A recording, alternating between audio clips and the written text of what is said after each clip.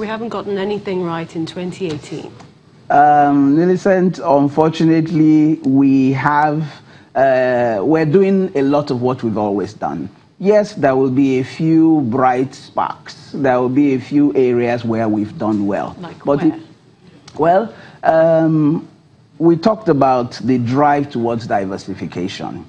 So there is some activity in agriculture, yeah, because a lot more people are involved in agriculture now than ever before.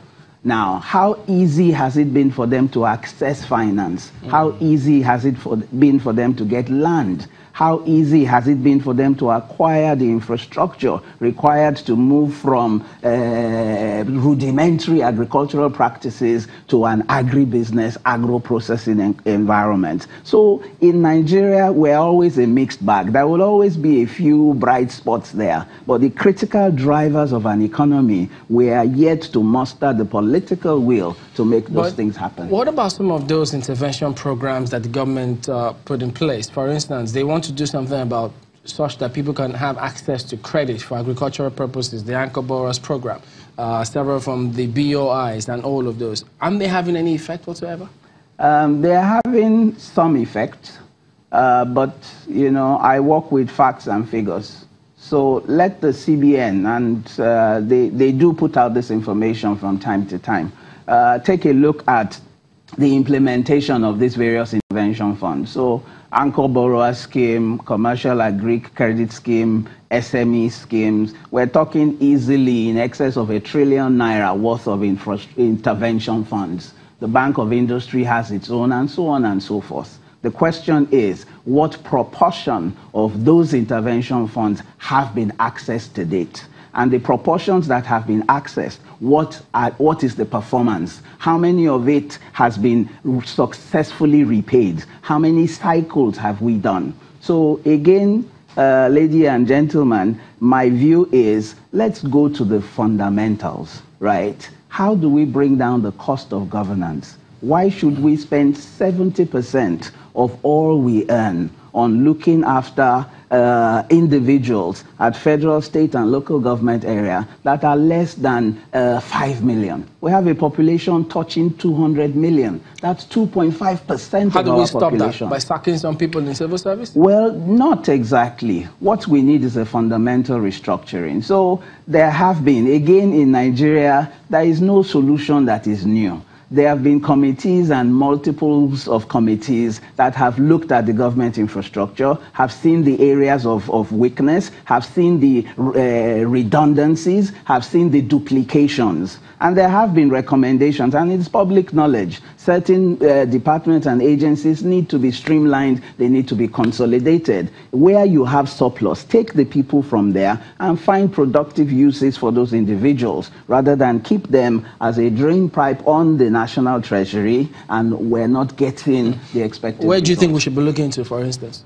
Now, you know, agriculture is always a great place. Agriculture is a great employer of people, right? How do you get a lot of the 3, 4, 5 million people in the federal civil service, the state, and the local government? How do we bring some of them out and put them into areas where even they themselves will achieve greater self-actualization? You know, there is a need for a proper audit of our staff.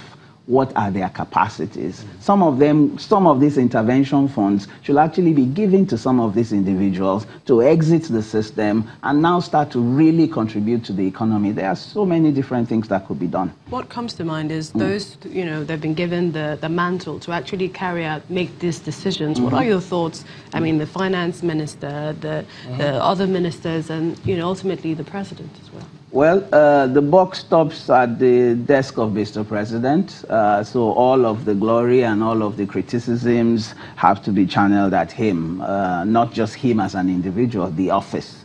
My view is we've struggled as a nation for 58, 59 odd years. We need to do things differently. I think that it is really a matter of political will. How do we bring down the cost of governance? How do we ensure that government is no longer in businesses where they have no business being in and really cannot afford to play in? How do we ensure that there is greater transparency in the oil and gas sector? That is 70% of our national revenues, but it is shrouded. The operations of the NNPC are shrouded in secrecy, right? So there has to be that openness, and we need to exit some of the wasteful practices, such as the petrol subsidy. 1.something trillion naira has been spent this year on subsidizing petrol, and yet we cannot meet education targets, healthcare targets, and other things like that. I was going to ask about investments, foreign direct investments. I mean, we've had, several people coming sluggish. Yeah, it's said, peaking at about $530 million in the third quarter. I mean, policies and actions, what are we doing to encourage a lot more? Well, international capital is flighty. International capital is not sentimental. International capital will only go where there is sanctity of contract, where there is a conducive environment to do business, and where there is an opportunity to earn a superior return. So there are other nations, even in Africa, that are competing with Nigeria on all of those fronts. Ghana last year grew at 8.5%. The GDP of Ghana, 8.5%. Ghana last year has hit one of the Millennium Development Goals to bring down extreme poverty by 50%. Right. So there is a lot of work to be done. All right then, Mr. Bayo, an economist, thank you very much indeed for your time today.